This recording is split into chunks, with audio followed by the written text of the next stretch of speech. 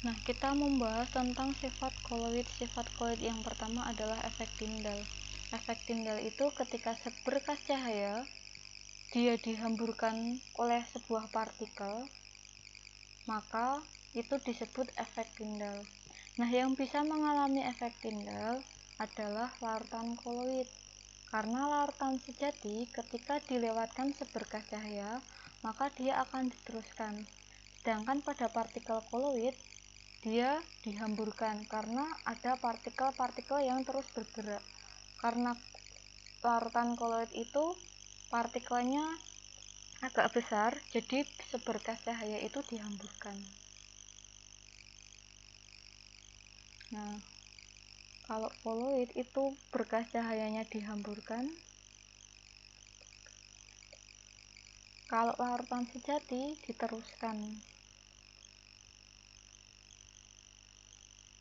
Jadi ketika ada berkas cahaya diteruskan, maka itu adalah larutan sejati. Kalau semisal dihamburkan, maka itu adalah larutan koloid. Lalu bagaimana dengan suspensi? Kalau suspensi, dia juga dihamburkan karena partikelnya besar.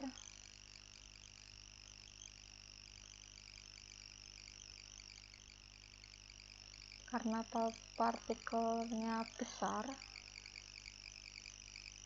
maka ada efek Tyndall juga.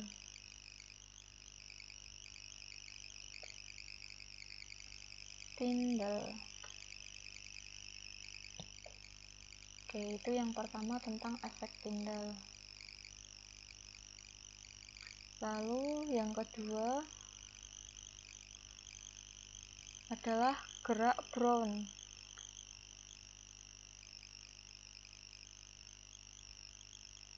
Nah,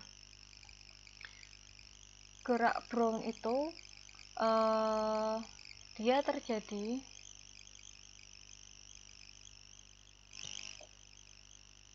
jadi gerak Brown itu adalah gerak patah-patah atau gerak zigzag terus-menerus dalam sistem koloid. Nah, gerak ini terjadi karena ada tumbukan seimbang antar molekul dan medium partikel koloid. Jadi misalkan di sini ada partikel koloid, ini mediumnya. Mediumnya kita gambarkan, misalnya mediumnya adalah air. Nah, air kan dia juga ada sebuah partikelnya kan air. Nah, si ZA ini berarti dia adalah fase terdispersinya. ZA fase terdispersinya, yang merah ini adalah mediumnya. Nah, si ZA kita tulis aja biar lebih enak.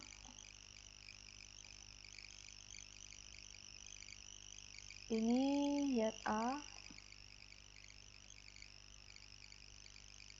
ZA terus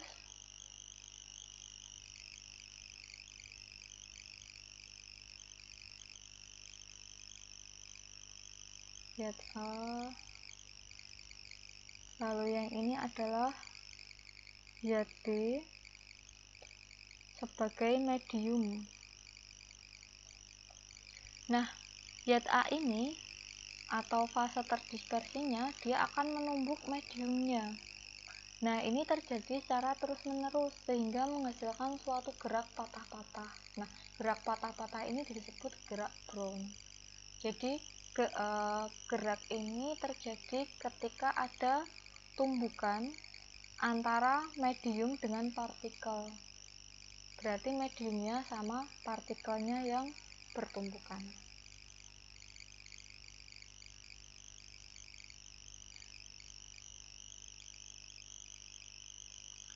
Ya, yang ketiga adalah elektroforesis. Elektroforesis adalah peristiwa pemisahan koloid yang bermuatan. Partikel-partikel koloid yang bermuatan dengan bantuan arus listrik akan mengalir ke masing-masing elektroda yang bermuatannya berlawanan. Partikel yang bermuatan positif bergerak ke elektroda positif. Jadi partikel yang bermuatan positif bergerak menuju elektroda positif.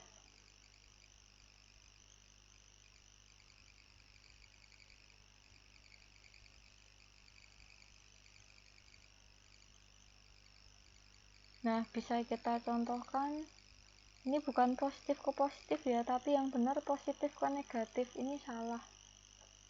Oke, ini yang benar negatif, kita buat coretan dulu.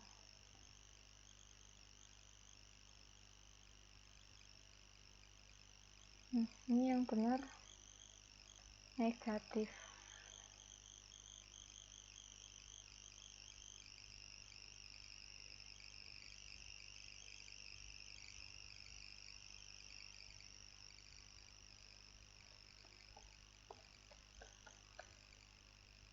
Nah, yang benar negatif. Jadi elektroforesis itu peristiwa pemisahan koloid yang bermuatan. Jadi ketika ada koloid dia bermuatannya positif, maka dia akan tertarik ke elektroda negatif karena dia bilangnya berlawanan. Nah, bisa kita contohkan jika ada sol FeOH. Sol FeOH 3 kali. Sifatnya adalah sifat dari sol FeOH itu adalah koloid positif. Koloid bermuatan positif. Nah, maka ketika dia dialirkan di medan listrik atau elektroda, maka si sol FeOH itu akan tertarik ke elektroda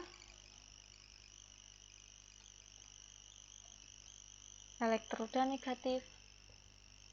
Jadi pemisahannya seperti itu. Jadi nanti kalau misal ada koloidnya kan nyampur, misalnya ada koloid positif negatif. Nah, nanti yang positif itu tertarik ke elektroda negatif, yang koloid negatif akan tertarik ke elektroda positif. Lalu selanjutnya ada adsorpsi atau penyerapan, yaitu penyerapan zat atau partikel molekul dari permukaan yang memiliki muatan listrik. Jadi ada penyerapan.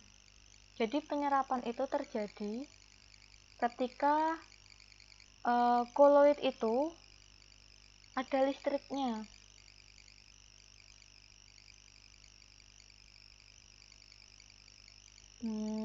Jadi misalnya kayak gini, paling mudah. Jadi adsorpsi kan penyerapan. Kita buat bahasa yang paling mudah. Adsorpsi itu penyerapan.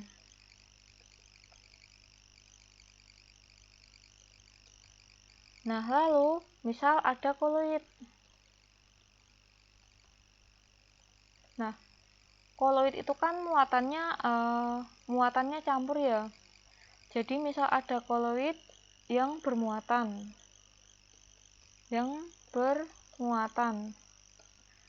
Muatannya itu positif sama negatif.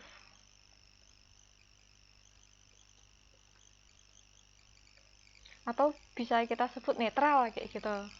Nah, tiba-tiba ada suatu zat. Ada zat lain yang bermuatan juga. Nah, zat lain yang bermuatan misal zat A itu bermuatan positif.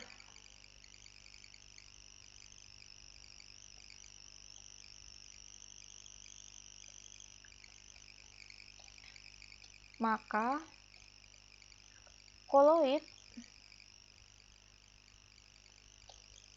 akan terserap,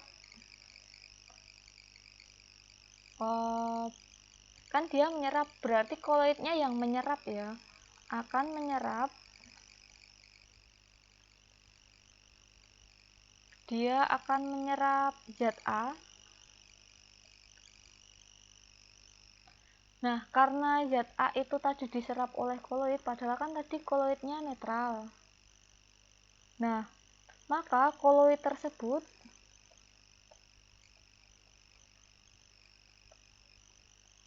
menjadi bermuatan.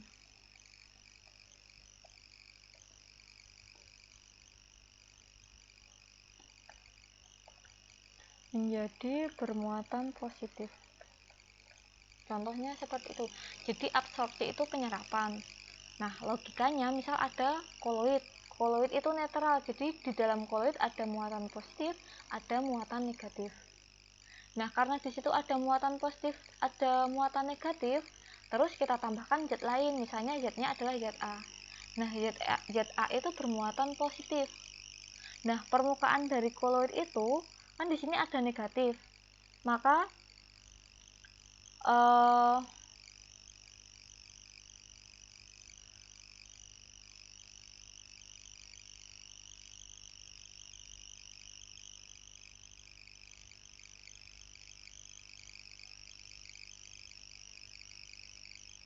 nah, kan tak ulang ya. Jadi absorpsi adalah penyerapan.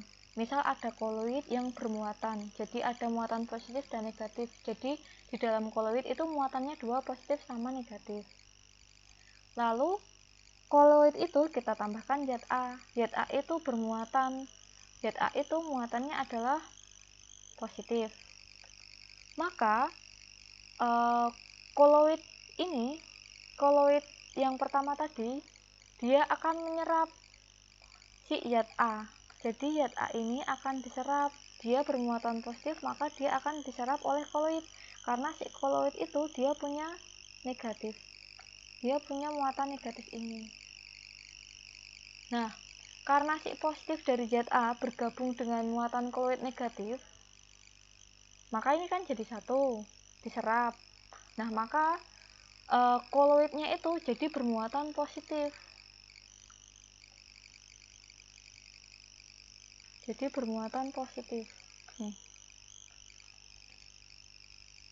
Awalnya dia netral, terus ditambah zat A-nya positif. Nah, si zat A positif itu dia akan ditarik sama koloid negatifnya. Maka karena ini negatif, karena kan muatannya pertama tadi netral, maka muatan koloid menjadi positif. Seperti itu, paham? Nanti kalau nggak paham, ditanyakan pada bagian slide yang mana. Oke, lanjut.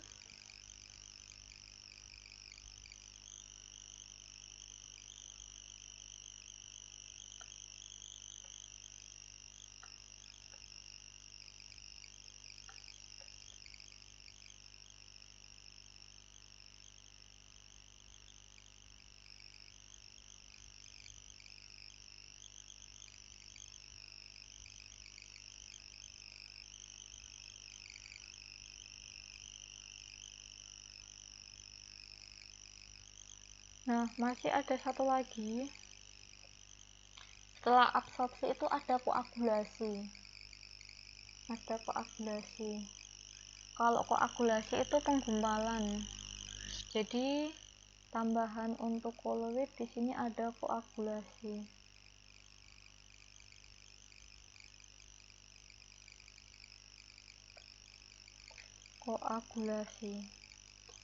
Nah, koagulasi ini sama aja penggumpalan.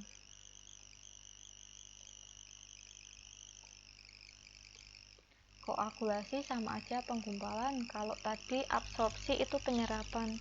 Nah, koagulasi kan penggumpalan. Kita contohkan koloid, sol FeOH. Sol itu kita nyebutnya koloid aja biar enak. Koloid FeOH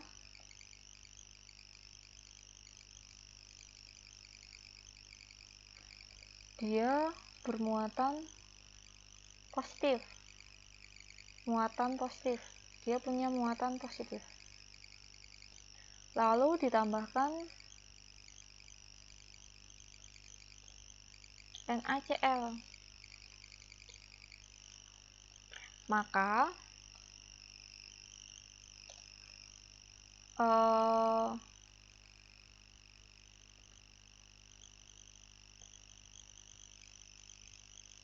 maka C elemen akan tertarik dengan si sol FeOH.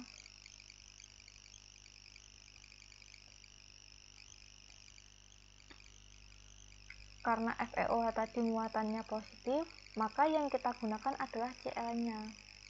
Nah, karena positif sama negatif itu bergabung, berarti kan lama-kelamaan partikelnya menjadi besar. Partikelnya menjadi besar.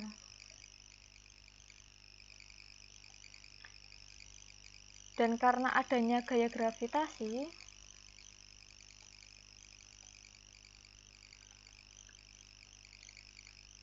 maka partikel yang besar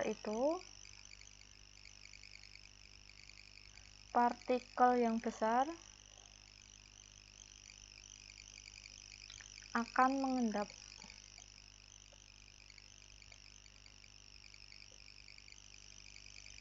Analoginya seperti ini.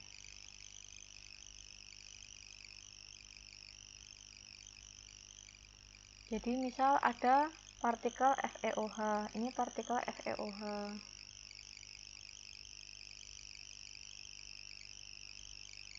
Lalu ditambah, gak kelihatan ya pakai merah. Ditambah partikelnya si Cl. Ditambah partikelnya Cl. Nah, ditambah partikelnya Cl. Maka kalau partikelnya si Fe ya, ini Fe, ini si Cl. Berarti kan kalau satu partikel itu kan kecil, berarti kalau ada dua partikel berarti nanti menjadi partikel yang besar karena jadi satu.